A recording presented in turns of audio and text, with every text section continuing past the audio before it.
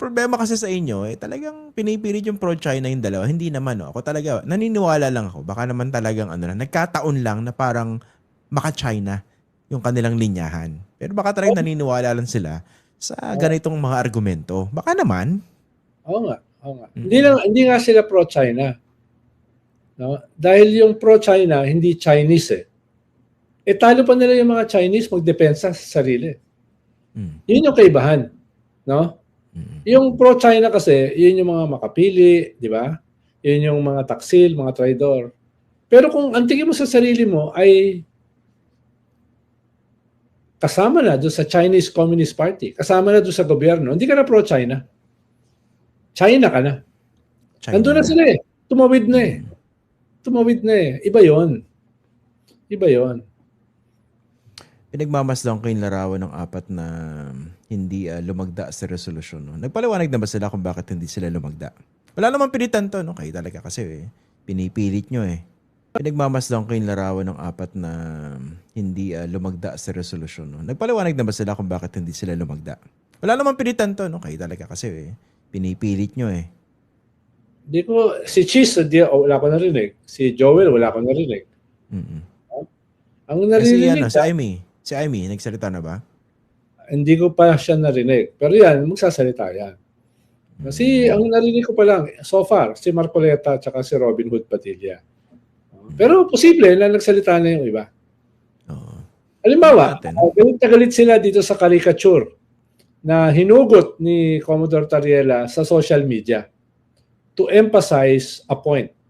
Yeah. Pero hindi sila nagagalit kung tayo ang kinakarikature nitong mga Chinese propagandists, nitong Chinese government. Ang dami nun Yeah. Ang dami nun Mas marami yun dun sa pinakita ni Commodore Tariela. Doon sa kanyang lecture. Doon sa kanyang lecture. Hindi public yung lecture. Yeah. Ito pa nga, San Edo, no? Sen Bagman. Ito pa yung nakakapika rito sa mga senador na ito, no? Ano? May konting suspense lang. Para may build up, no? Nabitin ako. Hindi, isipin mo, Senator, no? Nung tayo yung binubuli pa ulit-ulit, no? Mula noon hanggang ngayon sa West Philippine Sea. Binabarubal tayo, may napuputulan ng daliri, hindi tayo pinapayagang mangisda, hindi natin mapakinabangan yung resources natin sa ating sarili exclusive economic zone, di ba? Kadami-daming panggagagong ginagawa sa atin ng China. Anong pinagsasabi nito mga senador na ito? Di ba? Tapos ito, nagpupuyos sa galit yung Chinese embassy, supposedly triggered by this caricature, bigla sila nagsasalita. Nasaan ang priorities itong mga senador na ito? Okay? Unless, ano ba to? Hindi ko naman sinasabing binulungan ba yan ng Chinese embassy para dumagdag sa mga boses na nagtatanggol sa kanila. Hindi ko sinasabing ganun yon. Ang tanong ko lang, nasaan po kayo when it mattered the most? Nakakagigil. At saka, yung sinabi ni Marcoleta na maliit na bagay lang ito. No? Correct. Pinapalaki natin. Yun yung propaganda ng China na tayo ay nanggugulo lamang. Yun yung mga caricature na pinapakita nila this past few years. Tayo yung troublemakers. Meron pa nga isang caricature yung parang may parang may tawag dyan, yung Kaya mo yan, ipo-ipo sa dagat. Tawag doon, ipo-ipo sa dagat. No? Whirlpool na malaki.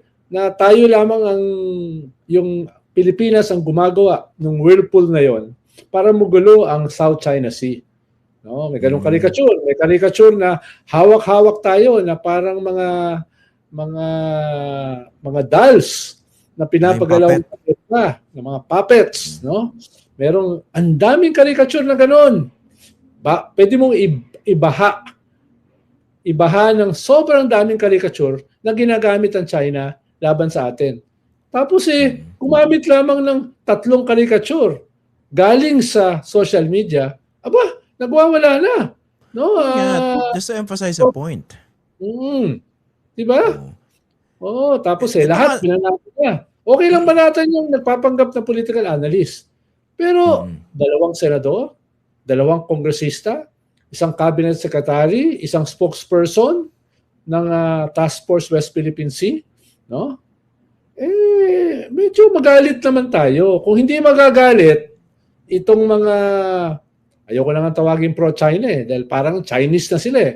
O sige, pagpalagay na natin, itong mga pro-Chinese Pilipino na ito, kung hindi sila magagalit, dapat tayo magalit. No? Kung hindi, pag tumingin tayo sa salamin, baka makita natin mukha ni Marcoleta. Wag naman sana, no?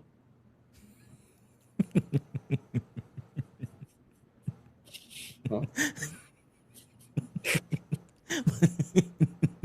Hindi ko inaasahan yung senator.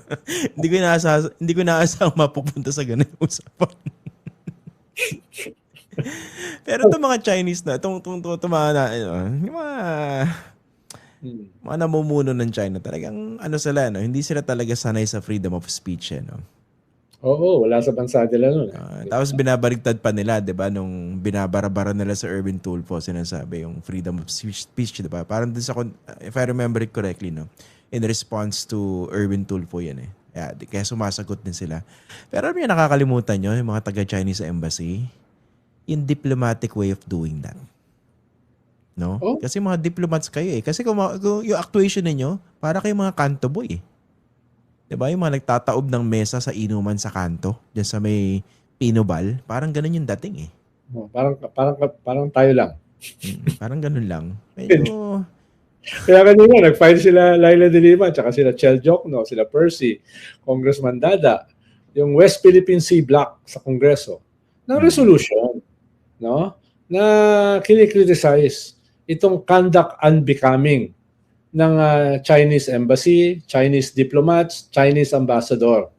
Dahil meron diyang may code of conduct dyan ng United Nations. So yun ang ginamit nila para mag-file kanina, no? Para magreklamo, para banatan. Itong mga vulgar, no, insulting, no, sabi mo nga, condescending. Mga kantoboy na mga diplomat. Tsaka ito, Senator, no? Yung condescending tone, talagang nung binabasa ko yung mga comments ng Chinese Embassy, talagang na-insulto ko bilang Pilipino eh. Unang-una, kayo yung bisita rito. Napakabastos ninyo. Pangalawa, yung condescending tone. Yung para bang tingin sa'yo, napaka-inferior. Pinapalabas na bobo ka. Inferior ka sa kanila. Kaya, they can get away with this. Tapos, isa sa inyo, pumitik. Diba? Galit na galit sila ron. Doon nga sa iba, diba? Kinakarikature si Xi Jinping na Winnie the Pooh. Buti nga, walang ganun eh. Hindi tayo yun. Hindi naman niya kamukha kasi, diba? Ako, pagtatanggol ko, hindi niya kamukha yan. Huwag niyo ipipilit yun. Tsaka ako, nung tinawag nila akong hyena in sheep's clothing, hindi ako na-insulto. Hindi ako nasaktan. Hindi ko naramdaman condescending sila. Ano? You liked it? Dahil tumatol eh. Tapos, tumabot ko na Lion King kahapon. Yes! Sabi ko. Lion King. Achievement unlocked. Pero mo, 9 paragraphs. Talaga inisa-isa eh. No? Political analyst, nobody. No. Parang nag-enjoy ka eh, no? So, may tanong ako sa'yo. Kasi pag ginugal nyo naman yung achievements ni Senator Edu, ano naman yan? Pretty accomplished, no? More or less. Would you consider na ito yung rurok ng inyong pagiging public figure? Hindi. Yung rurok ko dito sa Fox First. Hindi, ito. Yung sipin mo, napapansin kayo ng mga Guanzon. Diba? Guesting here and there. Oh. Tapos Chinese Embassy na yung nagko-comment, no? Nakakatuwa lang. Nakakatuwa. Ano ba pala? No? Sinasabi ng iba, may mga nagsusulong na ipersona non grata na raw itong deputy spokesman ng Chinese Embassy. Si Gu Wei. Anong tingin niyo rito, Senator? Well, siyempre gaganti sila. No? Gaganti sila. Ipepersona ng grata rin yung siguro isa sa ating mga diplomat sa China. Kaya ika-calculate natin yun, yung mga responses na yan. Ako kasi habang sumasagot sila, habang pumapatol sila, parang sila yung lumulubog sa sariling kumunoy. Di ba? Halimbawa, kanina, nagsalita ako dyan sa Makati. Ito mga kwento mga hindi ito yung mga katulad natin na may karanasan sa activism, sa progressive movement, sa koalisyon, sa bardagulan. Ito yung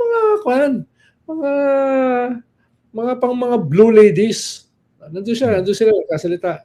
Galing sa iba't ibang mga bansa, yung mga anak ay very successful, no? Ganun. Aba, galit na galit sila. No? Galit na galit sila dito sa ginagawa ng China. Kaya ako nga, i-maximize ko yan eh. Diba? Sana nga more. More. At least ako. Siyempre, iba yung gobyerno. Kailangan makipag-tit for tat. Kailangan i-invoke nila yung United Nations rules for conduct ng mga diplomats. No? Ganun. Yung Vienna Convention yan. Pero yung mga katulad natin, no? Hindi lang sa nag-enjoy tayo. Nagagamit dati nito. Dahil nagagalit yung mga Pilipino doon sa kanilang condescension. Nagagalit yung mga Pilipino doon sa kanilang pang-iinsulto. Nagagalit yung mga Pilipino doon sa parang tinatapak-tapakan nila sa mukha tayo. So, more.